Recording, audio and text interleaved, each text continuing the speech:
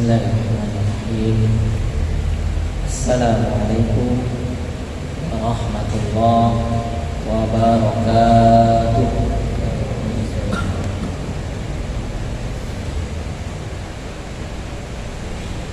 Innal hamdalillah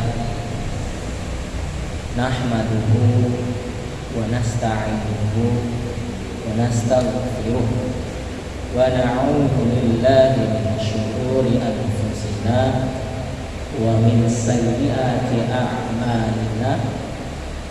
May yahdihillahu fala mudilla lahu wa may yudlil fala hadiya lahu.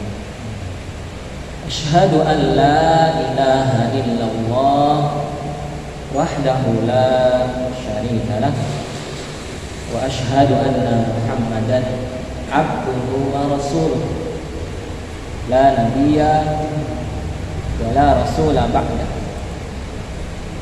Allahumma salli wa sallim wa barik ala nabiyyina Muhammadin wa ala alihi wa ashabihi wa man tabi'ahum bi ihsanin ila yaumil qiyamah. Amma ba'd. Alhamdulillahilladzi ahyana ba'dama amatana wa ilaihin nusyur. Allahumma bika asbahna wa bika amsayna wa bika nahya wa bika namut wa ilaikan nusyur. Segala puji bagi Allah Subhanahu wa ta'ala yang telah membangunkan kita, menghidupkan kita kembali setelah mewafatkan kita dalam tidur. Kita bisa bangun merupakan sebuah nikmat dari Allah Subhanahu wa ta'ala yang mana kita lanjutkan melaksanakan perintahnya, beribadah kepadanya ya, karena memang inilah tujuan kita diciptakan dalam kehidupan di dunia. Ma khalaqatul jinna wal insa illa liya'budun. Tidaklah aku ciptakan jin dan manusia, kata Allah Subhanahu wa ta'ala, melainkan untuk beribadah, menyembah hanya kepada Allah Subhanahu wa ta'ala. Bagaimana ayat yang sering kita baca, iyyaka na'budu wa iyyaka nasta'in. Inilah konsep kita dalam beribadah, bahwa kita beribadah dulu, baru minta ini dan itu kepada Allah Subhanahu wa ta'ala. Jadi tugas kita beribadah dulu sebanyak-banyaknya. Kadang orang banyak minta ini dan itu, tapi ibadahnya sedikit. Minta ini, minta itu, gak ada ibadahnya. Minta urusannya lancar, minta diberikan kesehatan, proyeknya disukseskan, tapi tidak ibadah kepada Allah. Padahal konsepnya na'budu dulu baru nasta'in. Ibadah dulu baru minta. Karena dengan kita beribadah kepada Allah Subhanahu wa ta'ala akan membuat diri kita semakin dekat kepadanya. Dan ketika kita dekat kepada Allah Subhanahu wa ta'ala, maka besar kemungkinan apa yang kita minta kepada Allah, apa yang kita inginkan, Allah kabulkan, Allah berikan. Dan karena hal itu memang janji dari Allah Subhanahu wa ta'ala. Yang jelas konsepnya adalah na'budu dulu baru nasta'in. Ibadah kepada Allah, kerjakan perintah-perintahnya, kemudian berusaha untuk meninggalkan seluruh larangannya. Yang kedua, kita diperintahkan oleh Allah Subhanahu wa ta'ala untuk senantiasa menyampaikan sholawat dan salam penghargaan kepada Nabi kita, Nabi Agung Nabi Muhammad sallallahu alaihi wasallam, yang mana di bulan inilah ada 3 peristiwa besar terkait dengan beliau, dan ada sebagiannya antara saudara-saudara kita yang merefleksikan kembali ya, menjadikan momentum bulan Rabiul Awal ini untuk mengingat sejarah manusia agung ini, khususnya di kampung-kampung. Kalau di tempat kita ini kan hampir setiap hari ya, ada di subuh Ahad, ada di Jumat malam, ada di subuh Rabu ya, dan seterusnya. Ini kita jadi karena rutin sudah melaksanakan kegiatan semacam ini, muslim yang datang itu saja ya. Jadi memang tempat kita tidak perlu lagi memperingati, merayakan sebagaimana mungkin teman-teman kita yang melakukan itu, khususnya di kampung-kampung. Kenapa di kampung-kampung melaksanakan itu? Ya karena mereka tidak ada kajian setiap saat seperti kita. Maka momentum semacam inilah kesempatan untuk berkumpul silaturahim dan juga mengecas kembali ilmu agamanya. Maka malam kami diamanahkan untuk berbagi ilmu di Mendik ya. Alhamdulillah jam 1:30 tadi tiba di sini dengan teman-teman Ustaz Ma'dani ya. Alhamdulillah dengan pengajian yang bukan rutin ya, di sana ada pengajian rutin setiap bulan sekali, tapi yang hadir sedikit juga sama seperti kita gitu. Tapi ketika pengajiannya temporer ya, misalnya seperti yang semalam yang kapasitas musola ya, kapasitas musolanya 100 lebih ya, yang hadir 300 sampai 400 orang. Dan teman-teman kita seperti Haji Dahman, Ustaz Khaidir dan sebagainya juga ikut hadir. Ini menandakan bahwa di tempat-tempat tertentu memang perlu diadakan semacam itu. Maka Muhammadiyah tidak melarang melaksanakan kegiatan-kegiatan pengajian selama tidak diisi dengan hal-hal yang aneh-aneh. Karena di beberapa tempat, di tempat tertentu memang sangat perlu itu dikerjakan, dilaksanakan. Tidak semuanya bisa hadir setiap saat pengajian ya. Tidak semuanya bisa hadir seperti kita duduk saat ini. Maka momentum tertentu yang digunakan ya. Momentum-momentum tertentu yang dapat kita gunakan agar saudara-saudara kita yang lainnya juga mendapatkan ilmu, mendapatkan cas ilmu agamanya. Termasuk di sekolah-sekolah kan ya, anak-anak itu kalau setiap saat mengadakan pengajian dan sebagainya ya bosan juga mereka itu, susah juga disuruh, bahkan diwajibkan pun ya belum begitu hadir. Tapi kalau waktu-waktu tertentu seperti hari Jumat yang lalu kami di SMK 1, maka luar biasa kata Pak Ujang yang naik kepala sekolah SMK Negeri 1. Kalau hadir semua sekitar 1000 lebih siswanya. Maka artinya apa? Momentum semacam ini sangat penting kita gunakan untuk menebarkan kebaikan. Maka saya bilang saya tugasnya ya menyampaikan pengajian saja, karena yang lainnya saya tidak mampu, bukan kapasitas saya. Kalau misalnya ada hal-hal yang lain silakan petugas yang lain. Saya hanya bisa mengisi pengajiannya. Hadirin yang berbahagia rahimani wa rahimakumullah. Alhamdulillah kita kembali bersama-sama menambah ilmu yang kita miliki, tujuannya agar iman kita semakin meningkat ya. Karena belajar ilmu agama ini bukan menjadikan kita pintar-pintaran, bukan menjadikan kita hebat-hebatan, tetapi harapannya adalah semakin kita memiliki pengetahuan yang banyak, semakin beriman kepada Allah. Maka Allah mengatakan yarfa'illahu alladhina amanu minkum walladhina utul ilma darajat ya. Jadi orang yang akan mendapatkan derajat tinggi di sisi Allah itu dengan berilmu, yang mana dengan ilmu ini menjadikan dia semakin beriman. Bukan sebaliknya, semakin berilmu semakin tipis imannya ya. Semakin tinggi ilmunya semakin jauh dari Allah. Nah ini tidak termasuk dalam ayat ini.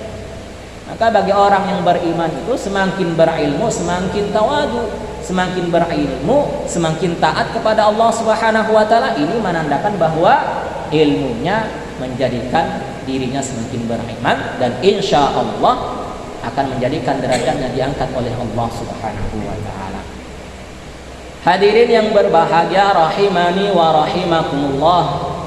Suatu ketika ya, ada seorang imam, seorang ahli ibadah ya, ditanya oleh seseorang ya, yang bernama Hatim al-Asham ya, Imam Hatim al-Asham ditanya oleh jamaahnya ya, yang bernama Isham bin Yusuf ya.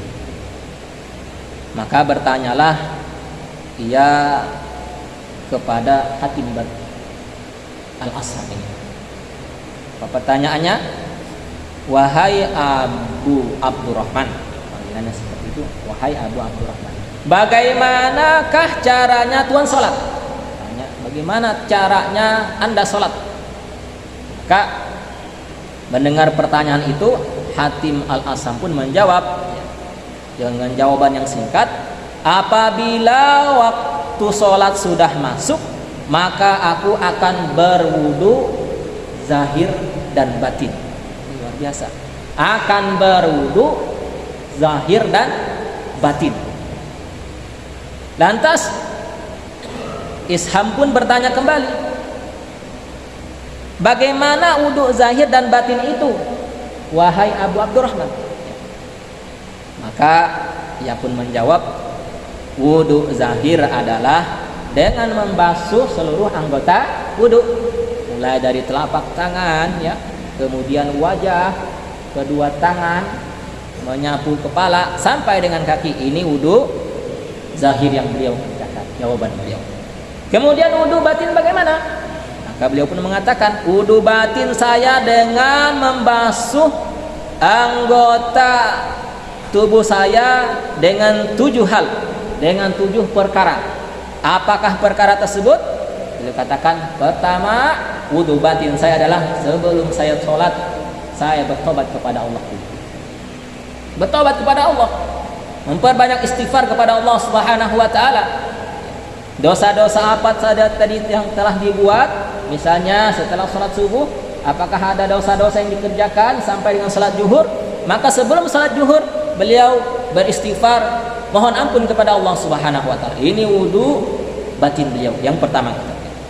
Kemudian yang kedua, wudu batin yang beliau kerjakan adalah menyesali dosa yang telah beliau lakukan. Karena yang tahu dosa sudah diperbuat, apa-apa yang dilakukan oleh kita itu kan kita sendiri sama Allah Subhanahu wa ta'ala ya. Maka ketika berbuat dosa menyesal, inilah tanda orang yang tobatnya benar, orang yang minta ampun kepada Allah sesungguhnya, menyesal. Kemudian yang ketiga, kata beliau, wudu batin yang saya kerjakan adalah tidak tergila-gila dengan dunia ya. Ini wudu batin yang ketiga yang Hatim al-Asham ini kerjakan, tidak tergila-gila dengan dunia. Kemudian yang keempat, kata beliau, tidak mencari atau mengharap pujian manusia. Inilah wudu batin yang saya kerjakan. Kemudian yang kelima, meninggalkan sifat bangga diri. Ini wudu batin yang kelima yang beliau kerjakan. Dan yang keenam, kata beliau, meninggalkan sifat khianat dan menipu. Ini wudu yang beliau kerjakan, yang beliau maksudkan dengan wudu batin. Dan yang ketujuh, kata beliau, meninggalkan sifat dengki. Inilah 7 hal yang menjadi wudu batin saya, kata Hatim al-Asham kepada Isham bin Yusuf. Maka Hatim al-Asham pun melanjutkan, kemudian aku pergi ke masjid, aku persiapkan semua anggota badanku untuk menghadap kiblat, aku berdiri penuh kewaspadaan dan aku rasakan dalam diriku perkara berikut. Pertama, aku sedang berhadapan dengan Allah Subhanahu wa ta'ala. Jadi kita sholat itu adalah pada hakikatnya sedang berhadapan dengan Allah Subhanahu wa ta'ala.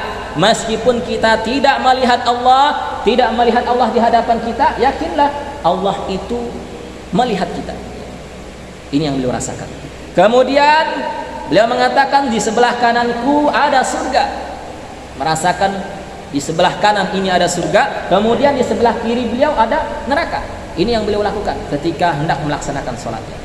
Kemudian beliau merasakan di belakangnya ada malaikat yang siap mencabut nyawanya, ya, secara tiba-tiba, ya, kalau sudah tiba waktunya. Dan aku bayangkan bahwa aku seolah-olah di atas jembatan Shiratal Mustaqim. Beliau, seakan-akan ketika aku hendak sholat, maka seakan-akan aku berdiri di atas jembatan Shiratal Mustaqim. Ini kata Hatim Al-Asam. Maka beliau pun mengatakan, aku menganggap seolah-olah ini merupakan sholat terakhir bagiku, sholat yang terakhir. Karena diantara agar kita mampu menghadirkan kekhusyuan itu, kita merasakan ibadah yang kita kerjakan itu terakhir. Maka ketika kami di Mu'alimin dulu, salah satu yang disampaikan oleh Ustadz kami, termasuk Ustadz Purwanto, ketika beliau menjadi imam, Anda sekalian rasakan ini merupakan sholat terakhir kalian, maka kerjakan dengan sungguh-sungguh, seolah-olah setelah ini sudah tidak bisa sholat lagi. Karena kita tidak tahu setelah sholat itu apakah masih diberikan kesempatan oleh Allah Subhanahu wa Ta'ala.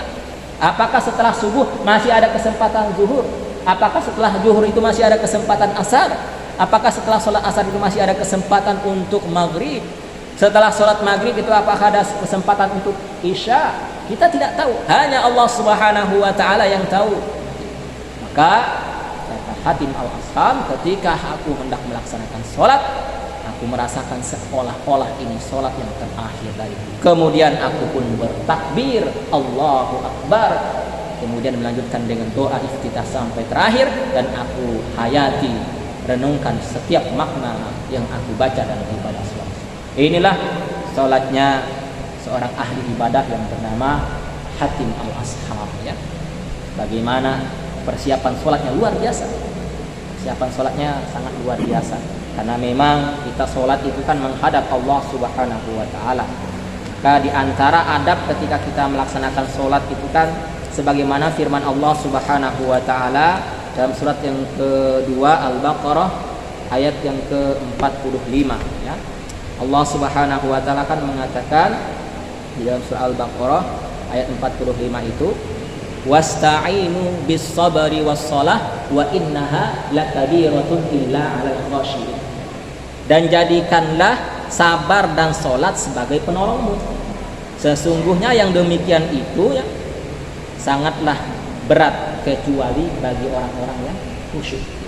Siapa orang yang khusyuk ini dijelaskan oleh Allah Subhanahu wa Ta'ala pada ayat 46. Apa kata Allah?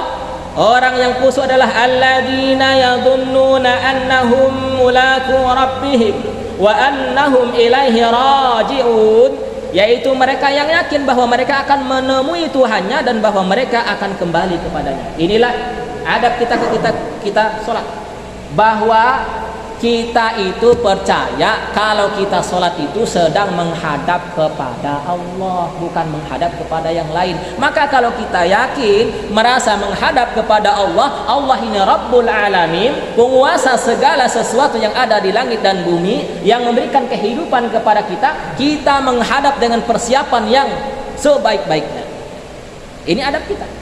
Kalau kita menghadap ke Pak Bupati, ya, menghadap ke pejabat-pejabat yang ada di pemerintahan itu, ya, atau menghadap anggota dewan, pasti kita persiapkan diri untuk menghadap itu, ya, dengan mandi dulu, ya, menggunakan pakaian yang bagus, ya. Karena kalau misalnya menggunakan pakaian yang tidak bagus, habis panen sawit langsung datang ke rumah Pak Bupati, langsung diusir itu. Maka persiapannya dengan bagus, apalagi ketika menghadap Allah.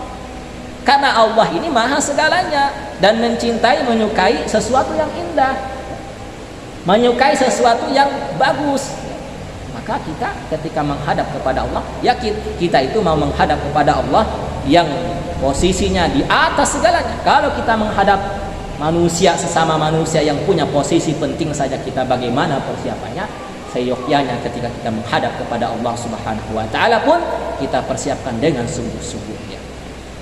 Kemudian yang kedua, kenapa kita seperti itu? Ya karena kita yakin pula suatu saat nanti kita akan kembali kepada Allah, akan diwafatkan oleh Allah Subhanahu wa Ta'ala. Maka ini kesempatan untuk kita, ya, beribadah kepada Allah, menyiapkan modal kita untuk menghadap kepada Allah yang sesungguhnya, yaitu kembali naruh kita kepada Allah Subhanahu wa taala. Maka kalau kita menjalankan sholat dengan seperti ini, maka yang wasta'inu bis sabri was shalah itu akan kita dapatkan. Kenapa selama ini Ustaz wasta'inu bis sabri was shalah tidak saya dapatkan? Tidak mendapatkan pertolongan dari sholat misalnya ya? Atau dengan sholat tidak menjadikan tanha anil fahsya'i wal munkar, tidak membuat dirinya terhindar dari perbuatan keji dan munkar. Bisa jadi dia tidak memperhatikan ketika hendak melaksanakan sholat terkait adab-adabnya, termasuk tadi itu persiapan-persiapan kita dengan persiapan yang baik, menggunakan pakaian yang baik, termasuk kita berwudu dengan baik. Karena inilah diantara yang menjadikan sholat kita diterima ya, dengan wudu yang kita kerjakan. Tidak ada sholat tanpa wudu. Maka kita perbagus wudu kita perbaiki wudu kita. Beberapa waktu yang lalu kami sudah menjelaskan wudu berdasarkan hadis riwayat Bukhari dan Muslim yang dicontohkan oleh sahabat mulia Utsman bin Affan radhiyallahu anhu ya, yang disampaikan oleh mantan pembantunya ya, yang diberikan oleh beliau yaitu Hamran, dan juga yang dipraktekkan oleh Abdullah bin Zaid. Pertama, wudu itu adalah mengucapkan bismillahirrahmanirrahim, niat dalam hati. Kemudian membasuh telapak tangan dan punggung telapak tangan 3 kali. Setelah itu, selanjutnya adalah kita berkumur-kumur sekaligus menghirup air ke dalam hidung sebanyak 3 kali. Kalau saya prakteknya adalah sambil kumur-kumur sekaligus menghirup ke dalam hidung, karena itu yang dicontohkan oleh Ustadz kami, guru kami ketika kami belajar dulu, termasuk di video yang dibuat oleh Universitas Ahmad Dahlan dan juga Universitas Muhammadiyah Yogyakarta. Tapi ada 2 versi, boleh ya. Misalnya kita kumur-kumur dulu 3 kali, baru setelah itu kita menghirup, boleh juga. Tapi yang kuat adalah kita berkumur-kumur sekaligus menghirup air ke dalam hidung kita. Dihirup, disedot, kemudian kita keluarkan ya. Karena itu akan lebih membersihkan apa yang ada di dalam tubuh kita. Setelah itu barulah kita membasuh wajah kita sebanyak 3 kali ya. Kemudian setelah wajah, membasuh tangan kita, kanan dulu 3 kali sampai dengan siku, bahkan dilebihkan sedikit. Kanan 3 kali, kiri 3 kali, lalu kita mengusap kepala kita. Nah ini mengusap ini yang disunahkan, yang sempurna adalah kita mengusap, ambil air, kemudian airnya dituangkan, sisa air yang ada di telapak tangan ini kita sapu ke kepala kita dari depan sampai belakang. Bahkan riwayat yang kuat adalah kita kembalikan ke depan lagi, dan ini yang dipakai oleh tarjih ya. Dikembalikan ke depan lagi, kemudian sekaligus membersihkan telinga kita, telunjuk ini yang bagian dalam, kemudian 2 jempol ini bagian luar ya. Dan itu sekali saja, sekali. Jadi kalau mau 3 kali ya tidak ada larangannya, boleh saja. Tetapi yang kuat adalah sekali dalam mengusap kepala dan membasuh lubang telinga kita serta telinga bagian luar. Setelah itu barulah kita membasuh kaki kita sampai kedua mata kaki bagian kanan dulu 3 kali. Kemudian setelah itu kita membasuh kaki bagian kiri kita sebanyak 3 kali. Kemudian terkait wudu ini kami akan menyampaikan sebuah hadis ya, bahwa akan ada keutamaan orang yang berwudu, apalagi wudunya dengan sempurna, mengikuti contoh sebagaimana yang dicontohkan oleh Rasulullah sallallahu alaihi wasallam dan para sahabat tentunya, karena para sahabat yang melihat secara langsung Rasulullah dalam melaksanakan wudu ya. Dijelaskan dalam hadis riwayat Muslim nomor 249. Waditu anna qad ra'ayna ikhwanana. Kata Nabi, saya berharap kami sudah bisa melihat saudara-saudara kami. Qalu, maka para sahabat berkata, awalasna ikhwanaka ya Rasulullah? Bukankah kami adalah saudara-saudaramu wahai Rasulullah? Kata para sahabat. Qala, Rasulullah sallallahu alaihi wasallam bersabda, antum ashabi, kalian adalah sahabat-sahabatku. Wa ikhwanuna alladzina lam ya'tu ba'du. Saudara-saudara kami adalah mereka yang belum datang lahir pada saat ini. Maka para sahabat berkata, faqalu, Mereka berkata, kaifa ta'rifu man lam ya'ti ba'du min ummatika ya Rasulullah? Bagaimana engkau mengetahui orang yang belum ada saat ini dari umatmu, wahai Rasulullah? Maka faqal, beliau bersabda kembali, ara'aita law anna rajulan lahu khailun ghurrun muhajjalatun baina dhahrai khayli buhmin ala ya'rifu khailah. Beliau menjawab, tidakkah engkau melihat jika seseorang memiliki kuda bertanda putih pada muka dan kakinya, berada di antara kuda-kuda hitam pekat, tidakkah ia bisa mengenal kudanya? Maka mereka menjawab, qalu bala ya Rasulullah. Mereka mengatakan, ya wahai Rasulullah, dapat mengenalnya karena beda sendiri, tanda putih di kaki dan tanda putih di wajahnya. Qal, maka Rasulullah sallallahu alaihi wasallam bersabda, fa innahum ya'tuna ghurran muhajjalina min al-wudu'i wa ana fartuhum 'alal haudi. Kata beliau, maka akan datang dengan wajah putih bersinar dan kaki dengan bercahaya pada bagian air wudu, dan saya menunggu mereka di telaga, ya, telaga Al-Kautsar, dengan mengatakan seperti itu. Jadi ini merupakan identitas kita yang menjadikan kita dikenal oleh Rasulullah sallallahu alaihi wasallam nanti sebagai umat beliau. Kalau kita wudu dengan baik, bahkan kita dianjurkan melebihkan sedikit ketika membasuh tangan, ya, membasuh kaki, itu nanti yang akan menjadi tanda bagi kita ketika pada hari kiamat, sehingga Rasulullah mengenal kita. Maka ini bagian dari ilmu yang disampaikan dalam kegiatan-kegiatan saudara-saudara kita Maulid Nabi itu. Kita kan setiap hari, setiap saat, ya, menyampaikan ini tentang pribadi Rasulullah, amalan Rasulullah, apa yang beliau perintahkan kepada kita, ya. Jadi dengan wudu ini beliau mengenal kita. Bekas wudu kita ini nanti akan bercahaya, ya, berwarna putih, ya. Dan itulah jalan beliau untuk mengenal kita sebagai umat beliau. Semoga kita mampu, ya, menjalankan ibadah ini, karena ini sangat penting sekali, ya. Kita kan di setiap harinya itu sholat 5 kali. Maka kalau kita tidak memperhatikan dengan baik wudu kita ini, maka 5 kali yang kita kerjakan itu pun tidak maksimal kita dapatkan. Maka dengan kita senantiasa memperbaiki wudu kita, menyempurnakan wudu kita, sungguh-sungguh dalam berwudu, harapannya adalah menjadikan ibadah salat kita pun maksimal hasilnya, maksimal ganjarannya di Allah Subhanahu wa taala. Demikian, semoga bermanfaat bagi kami pribadi dan hadirin sekalian. Waktu syuruk ataupun terbitnya hari ini jam 5:59 kalau tidak salah, ya. Nanti pada hadirin bisa menyantap hidangan yang berada di belakang. Kita tutup dengan doa kafaratul majlis. Subhanakallahumma wa bihamdik, asyhadu an la ilaha illa anta, astaghfiruka wa atubu ilaik. Akhiru da'wana alhamdulillahi rabbil alamin. Demikian yang telah kami sampaikan. Terima kasih atas segala perhatian, mohon maaf atas segala kesalahan. Wallahu a'lam bishawab. Fastabiqul khairat. Assalamualaikum warahmatullahi wabarakatuh.